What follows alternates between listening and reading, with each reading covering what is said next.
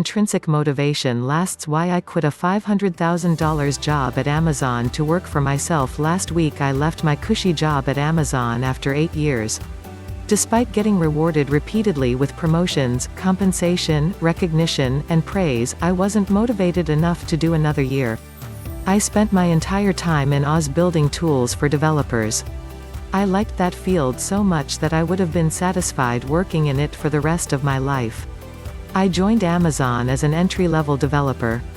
Within 3.5 years I had been promoted twice to a senior engineer, and I was practically guaranteed another promotion to principal engineer this year if I had stayed.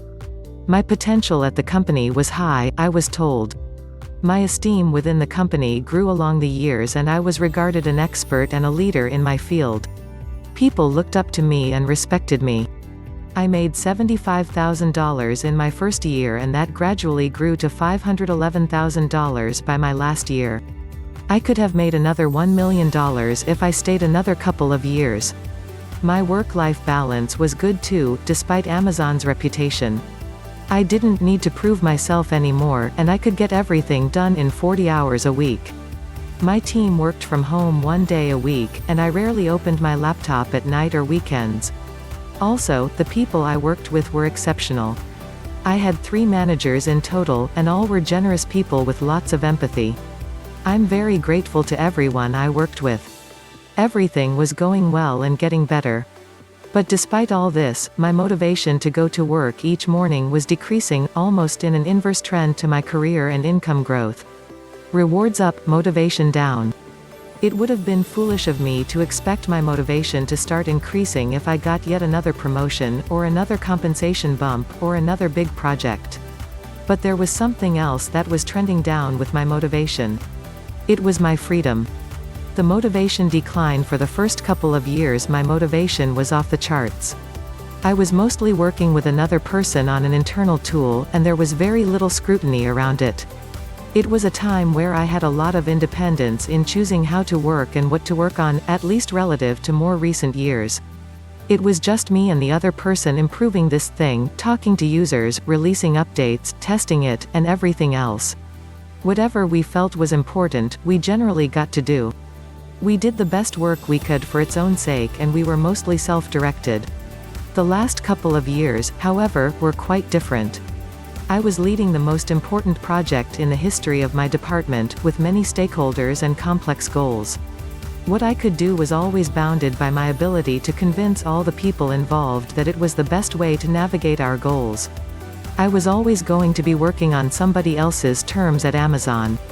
The terms were simple in the beginning, keep fixing the thing, but kept getting more complicated as the years passed by: maximize all goals, satisfy all stakeholders. Then there were other restrictions inherent to working in a large organization about how to do the work, what work to do, what goals to set, and what business was worth pursuing. This situation was squeezing me into doing things that I'd rather not do, and vice versa. Finding new motivation: what kind of work would I do if I had to do it forever? Not something that I did until I reached some milestone and exit, but something that I would consider satisfactory if I continued to do it until I'm 80. What is out there that I could do that would make me excited waking up every day for the next 45 years, that could also earn me enough money to cover my expenses? Is that too unambitious? I don't think so.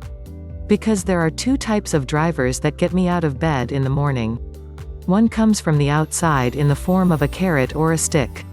For instance, I'm not automatically driven to do my tax returns every April, but I make sure I do because I don't want to go to prison.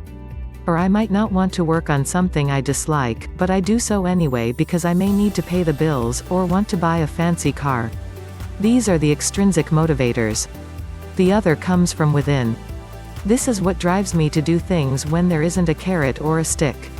Hobbies are one activity driven by this. But what I was looking for was something that I could do for a living that was also driven by this type of motivation, the intrinsic kind. Back to the question of whether this is too unambitious. See, I realized that extrinsic motivation doesn't last. Whenever I got promoted, it felt good for a week, and then it was over. When I first hit $100,000 income, I would take a peek at my W-2 for a few days admiring the 6 digits, but then it wore off. When I hit $200,000, $300,000, $400,000, and $500,000, it was the same thing. I would be delusional to think that earning $1 million, or $10 million would suddenly make it different. And I feel the same with every other extrinsic reward or material possession. Getting them feels good for a while, but this wears off quickly. The things that don't wear off are those that I've been doing since I was a kid, when nothing was forcing me to do them. Things such as writing code, selling my creations, charting my own path, calling it like I saw it. I know my strengths, and I know what motivates me, so why not do this all the time? I'm lucky to live in a time where I can do something independently in my area of expertise without requiring large amounts of capital or outside investors. So that's what I'm doing. What's next? I'm going all in on independence, and I'm going to try to make a living with my own bare hands starting from nothing. I don't expect to only do things that I like, but it will be on my terms. My target is to cover my family's expenses before I run out of savings while doing something that intrinsically motivates me. What more would I ever want to be satisfied with my work?